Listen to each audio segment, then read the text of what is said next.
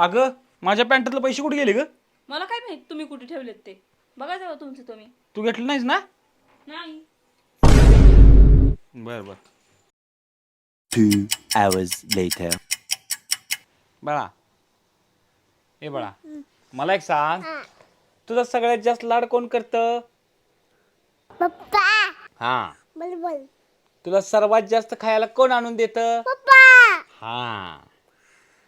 मग मला एक सांग, माझ्या पॅन्टाच्या खिशातले पैसे कुणी चोरले?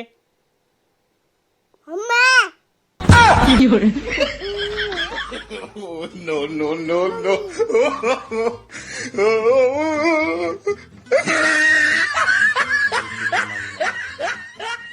पोरं कधी खोटं बोलत नसते.